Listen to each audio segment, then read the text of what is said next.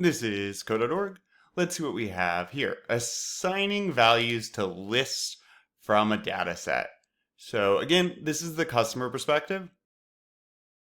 And the customer perspective or the user perspective, I want an app that uses real data set of birds that has their names and images. So they're describing it in a non-technical way what we need to do. And it's up to us to figure out how to build that. All right.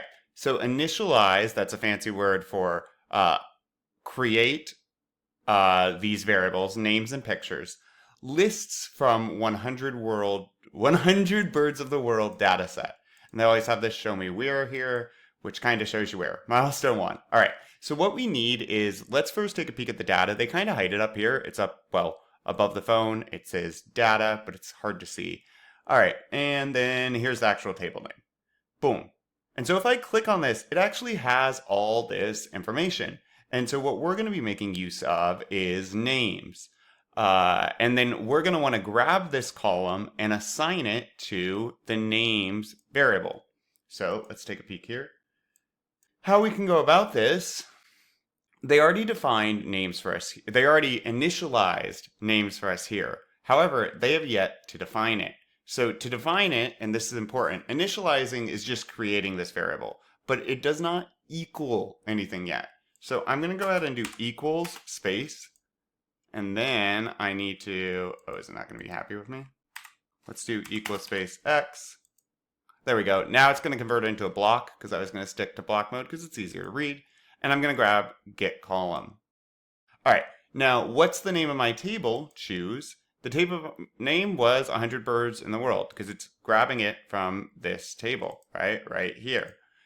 Cool. And then the column we need for the names list is name. And now our variable names will contain a list of all the data in the column we just saw. We want to do the same for pictures.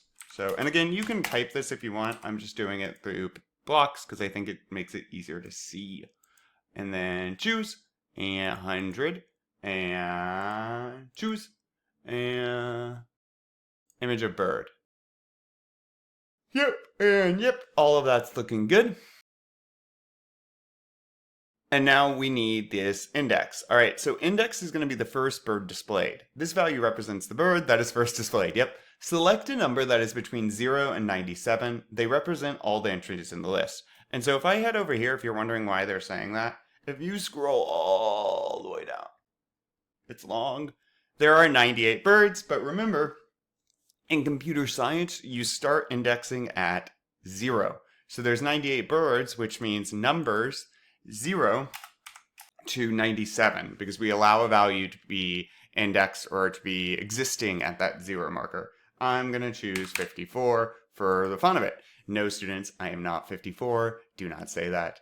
All right, and so that's an example. Test your code. All right, let's see if I broke things.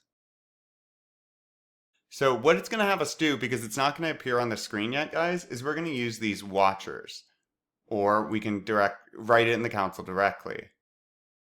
So I'm going to write names 20, which should print out the name at index 20 of our list. Common Raven. Names 0, that's index 0. And if I head over here, where that's data coming from? Zoop. American Goldfinch. American Goldfinch. Cool. And Common Raven. Awesome.